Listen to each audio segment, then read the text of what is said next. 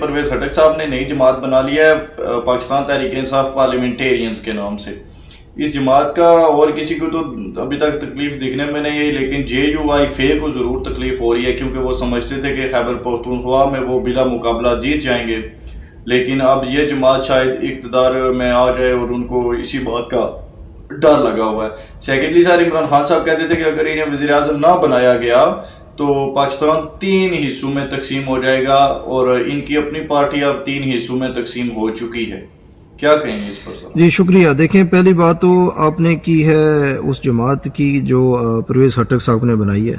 تو پہلی بات تو یہ ہے کہ میں نے اپنے اس دن ایک ویلوگ کے اندر کہا تھا کہ اس کا نام جو ہے وہ PTI پارلیٹیرین نہیں ہونا چاہیے تھا، بلکہ اس کا نام انہیں رکھنا چاہیے تھا GHQٹیرین. ٹھیک ہے،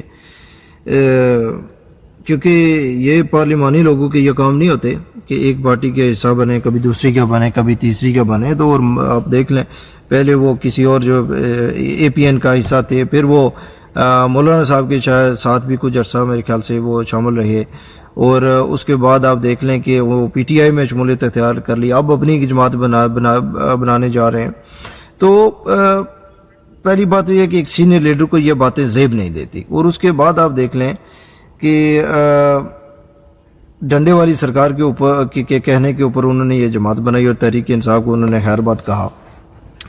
اور جہاں تک آپ تک بات کر رہے ہیں کہ جو ہے وہ مولانا صاحب کو اس کی تکلیف ہوئی، مولانا صاحب کو بھی، مجھے بھی ہوئی، تحریک انصاف والوں کو بھی ہوئی، اور تمام چھوٹی جماعتوں کو ہوئی، اور ہونی بھی چاہیے تھی. اس کی وجہ یہ ہے میرے بھائی کہ دیکھیں آپ، یہ جو اسٹریٹجی ہے نا ڈنڈے والی سرکار کی، وہ ہے کیا؟ وہ یہ ہے کہ چھوٹی جماعتیں بنا دی جائیں، ان کو تقسیم کر دیا جائے. ظاہری بات ہے اگر خیبر پختونخوا کے اندر یہ اپنی پارٹی لانچ کرتے ہیں تو اس کا تحریک انصاف کو بھی نقصان ہوگا، اور مولانا فضل الرحمان صاحب کو بھی.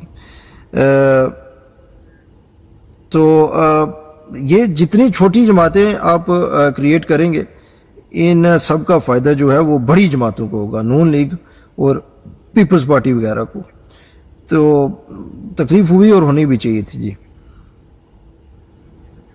جی سر، جہاں تک آپ نے بات کی کہ پرویز خٹک صاحب نے بہت ساری جماعتیں بدلی ہیں، تو اگر یہ منطق عمران خان صاحب پہ بھی لاگو ہو جائے تو مشرف کے دور میں عمران خان صاحب کبھی مشرف کے ساتھ ہوتے تھے، کبھی اس کے خلاف ہو جاتے تھے، کبھی نواز شریف کے ساتھ آ جاتے تھے، اور بعد میں بھی انہوں نے بہت سارے اپنے سٹینس بھی بدلے ہیں. اور عمران خان صاحب کو تو خود کہنا یہی ہے کہ بہترین لیڈر وہ ہوتا ہے جو یو ٹرن لے لیتا ہے. تو پرویز خٹک صاحب نے بھی کوئی یو ٹرن لے لیا، تو اب اس کی تکلیف کیوں ہو رہی ہے پھر عمران خان صاحب؟ دیکھیں، یو ٹرن کوئی ایک بار ہونا میرے بھائی، ایک بار ہو، 2 بار ہو، 3 بار ہو، یہ بار کے یو ٹرن اچھے نہیں.